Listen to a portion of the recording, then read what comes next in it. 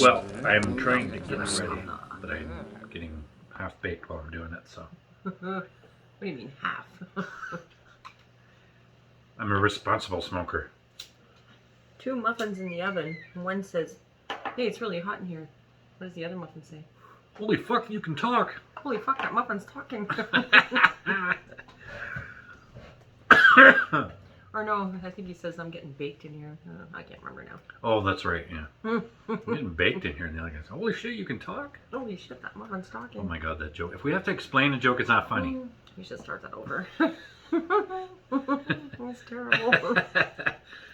We are not joking. I don't know. Sometimes we are. We're not planners, we're reactors. We can react and be spontaneously funny. But if we try to plan something, it just doesn't work. That's why comedy writing is an art. I agree, actually. That was fun. Okay. You know. Sometimes we don't know how to start a show. Oh my god, you say that every time. Just I didn't even touch you. I didn't even touch her. If I say something she doesn't want me to say, she just grabs my nuts and you can't see it, and it's just like, meep. Yeah, because he doesn't wear pants, you know. Never. So I just have to. That's the fun part about doing a reaction channel, is I don't have to wear pants. We could not be That wearing makes us pants, laugh more. and nobody would ever know. Yeah, no one would ever As know. long as we have a top on. Yep. We don't have to wear pants.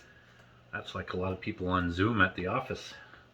Working from home. Yeah. That's right. They don't have to wear pants, they just have to wear their shirt Only and we tie. could go to the office and not wear pants. Yeah, instead of like casual Fridays, they should have a no pants Friday. No pants Friday. Yeah, I'm sure that'll go over well. All right, we're doing Stewart Lee. Now, Okay. Stewart, we realize, is an acquired taste.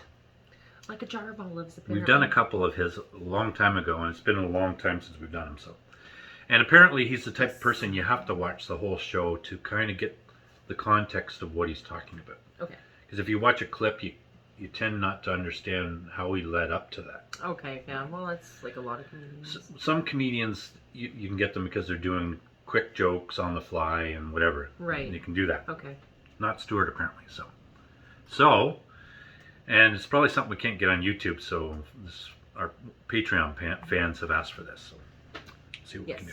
We'll see what we can do, folks. All of our Patreon fans, thank you. Thank you. We're not trying to gyp you YouTube folks either, but it's just the way it is. Sometimes you gotta do what you gotta do.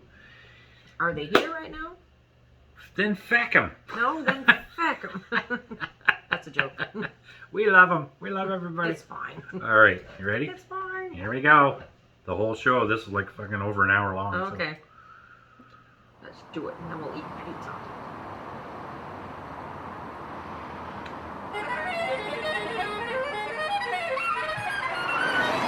It's like when you're whining. That's all I hear when you're bitching at me. You're such an asshole. What'd you say, honey? You can actually hear something? Okay, honey, I get it. It's from Glasgow, too, so he's an English comic in Scotland.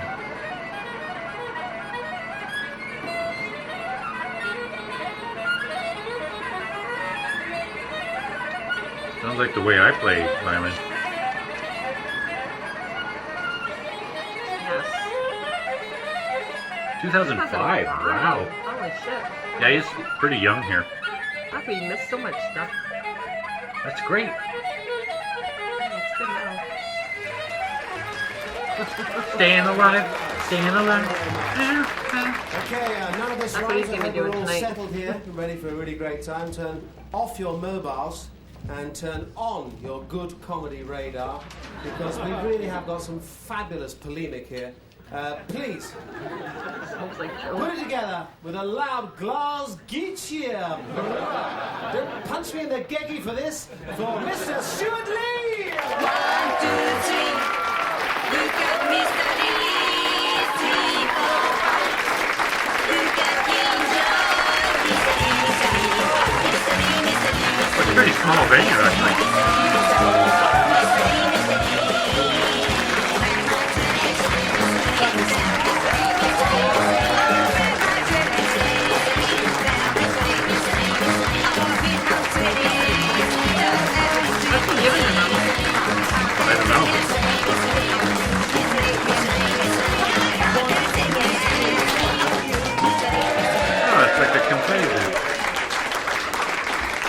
Silly string.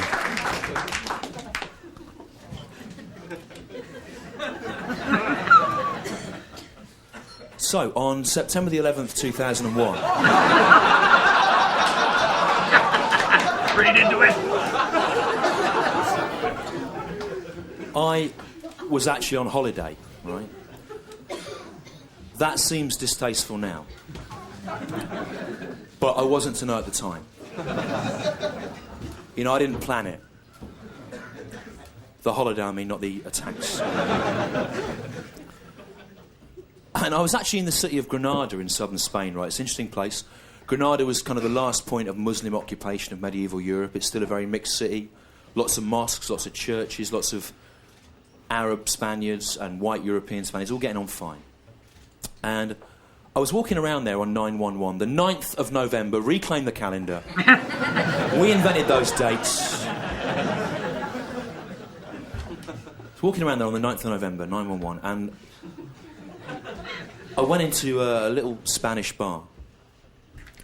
And on television there was all this film of buildings on fire and things falling down and people running around screaming.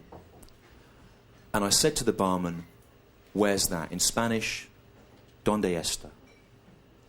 And he said, "Nuevo Eureka."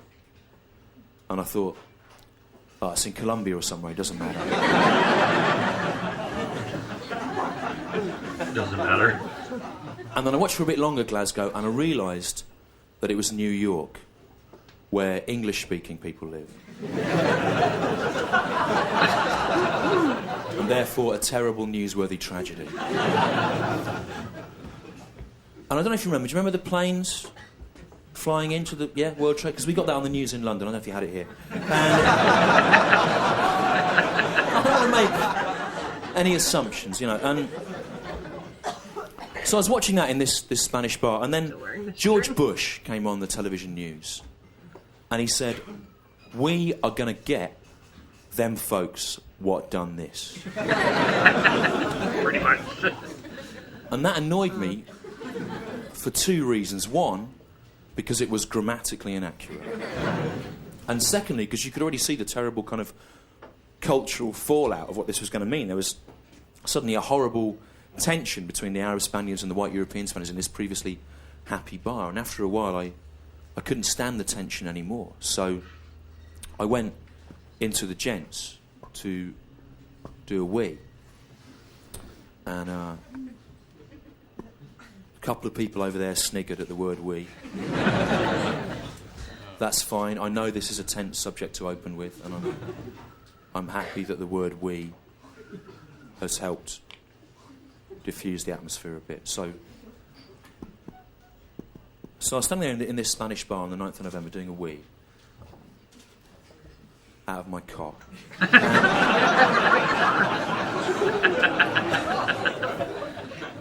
And it was yellow. Smelt of a wee. And while I was doing it, this thing happened that happens when you get a bit older, where when you kind of release the pressure on the front sphincter, the back sphincter kind of loosens off of its own accord, you know. And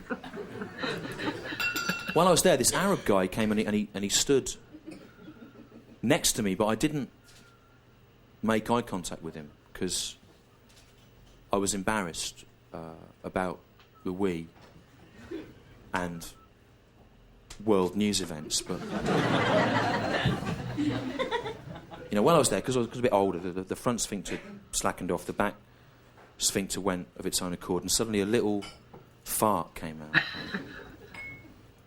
But it was only a really tiny fart, like the kind of fart a vole might do, or anaphreo. The fart that smelt mainly of hair and was comprised principally of ideas. But it was a fart nonetheless, and the Arab guy, he heard the fart. And he looked across at me, and I looked back at him, and he laughed, and then I laughed, and I realised everything was going to be okay. Universal. And then I went back into the bar. By now the situation was even worse, even more tense. The room had kind of split along racial, religious lines. There was a horrible tension in the room. And then suddenly Colin Powell went on the television. We invented those names. His name's he's not Colin the Barbarian. His name's Colin. He should be running a photocopier repair workshop. Colin Powell went on television on the 9th of November, Spanish bar, and he said, "We are going to launch a crusade against them folks what done this." And being in a largely Muslim town full of murals of crusaders cutting the heads off Muslims, you realise what an inappropriate word crusade was to use on the 9th of November. It went down really badly. And as a world statesman, Colin Powell should be aware of how words change their meaning, kind of culturally. Saying crusade on the 9th of November, it's a bit like if I were to get a job as a maths teacher, teaching maths in a German town somewhere near Belsen, and I was to say to the kids, I'm going to set you a maths problem. I want you to work through it, and on the last page, fill in your final solution. Oh, yeah. You know, it'd be received badly. And as a world leader, Colin Powell should be aware of these kind of cultural shifts in language. But he said crusade, and it went down really badly from the room. Suddenly it was an even worse atmosphere than before. And then the Arab guy that I'd had my kind of moment of epiphany, of kind of human trust with in the toilets, he was sitting just in front of me, and he looked across at me with these eyes full of hope, as if to go, what are we going to do? And I didn't know what to do. I mean, I couldn't just do another fart at will. Not like you. You know, I'm not a 19th century French music hall entertainer. I'm the opposite of that.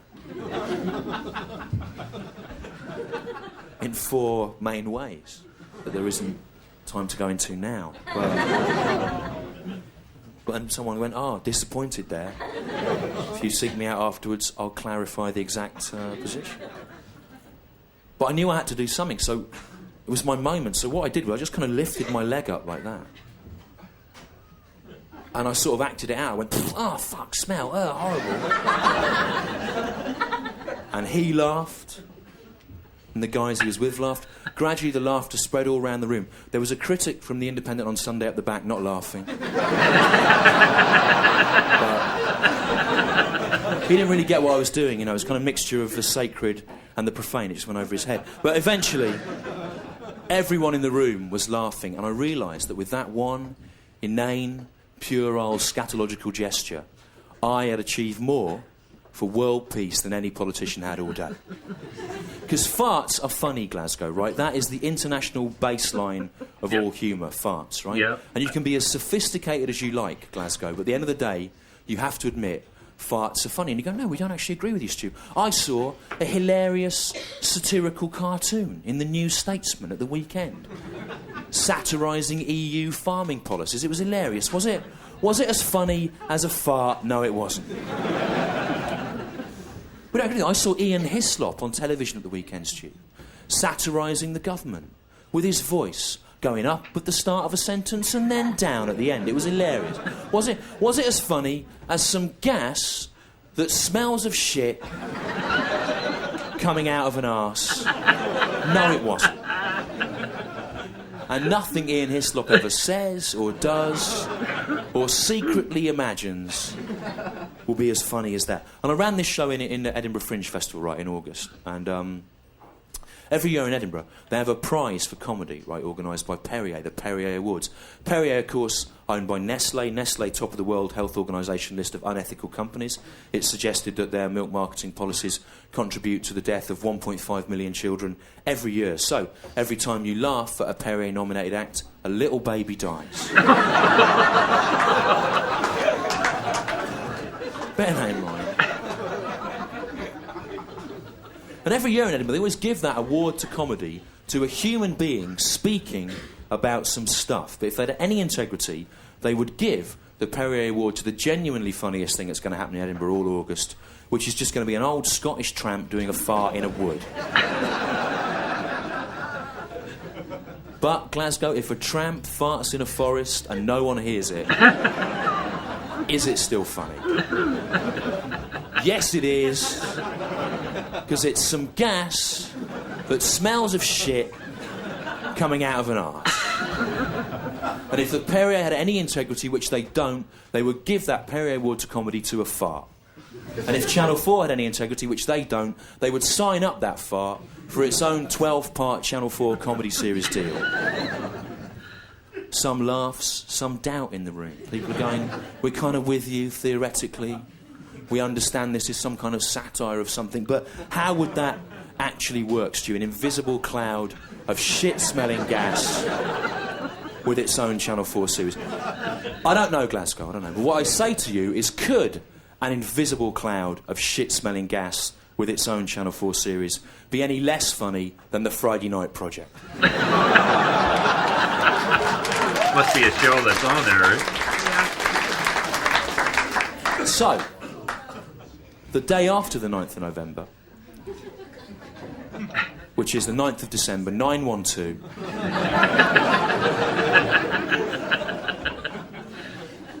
do the math.